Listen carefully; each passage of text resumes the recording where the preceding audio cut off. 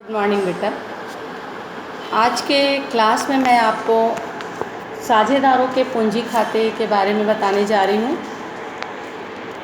जो फर्म से संबंधित व्यवहारों का हिसाब किताब पुस्तकों में लिखने के लिए साझेदार जो पूंजी खाते बनाते हैं, तो साझेदारों की पूंजी खाते रखने की दो पद्धति है।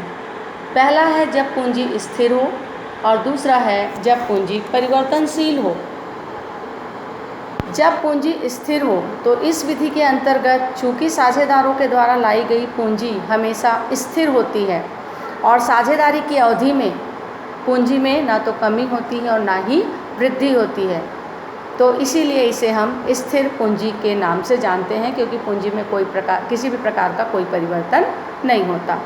तो चूँकि पूंजी खाते में केवल पूंजी की राशि ही और अतिरिक्त राशि ही लिखी जाती है, इसलिए साझेदारों से संबंधित अन्य व्यवहारों का लेखा करने के लिए एक अलग से खाता खोला जाता है, जिसे हम कहेंगे चालू खाता। तो जब पूंजी स्थिर होती है तो दो खाता खोला जाता है। पहला है साझेदारों का पूंजी खाता और दूसरा होता है साझेदारों का चालू खाता। पूंजी खाते में पूंजी और अतिरिक्त पूंजी के अतिरिक्त और अन्य कोई रकम नहीं लिखी जाती।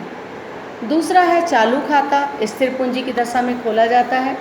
तो चालू खाता वास्तव में वह खाता होता है जिसमें पूंजी के अलावा पूंजी पर ब्याज है, वेतन है, कमीशन है, आहरण पर ब्याज है, ऋण पर ब्याज है और साझेदारी फर्म के लाभ या हानि का लेखा किया जाता है। तो इस तरीके से स्थिर पूंजी की दशा में दो खाते खोले जाते हैं। पहला साझेदारों का पूंजी खाता और दूसरा है साझेदारों का चालू खाता।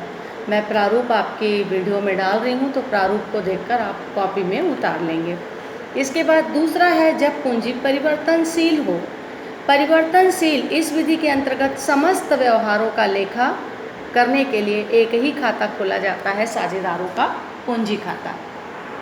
पूंजी खाते के क्रेडिट पक्ष में साझेदारों के द्वारा लाई गई पूंजी, उनके द्वारा लाई गई अतिरिक्त पूंजी और इसके अलावा पूंजी पर ब्याज, वेतन, कमीशन और लाभ हानि नियोजन खाते का लाभ का लेखा हम क्रेडिट पक्ष में करते हैं। उसी प्रकार से डेबिट पक्ष में साझेदारों द्वारा की गई आहरण पर ब्याज और जो हानि होती है उसका लेखा किया जाता है। तो इस तरीके से लास्ट में हम खाते को बंद कर देते हैं। अगर क्रेडिट का योग अधिक है तो डेबिट में शेष ले गया लिखेंगे, और यदि डेबिट का योग अधिक है तो क्रेडिट पक्ष में हम शेष ले गया लिखेंगे। तो इस तरीके से आज के वीडियो में मैंने ये बताया कि साझेदार अपनी पूंजी को दो प्रकार से रखते हैं। पहला जब पूंजी स्थिर हो तो इसमें दो खाता खोलेंगे, पहला साझेदारों का पूंजी खाता और दूसरा साझेदारों का चालू खाता।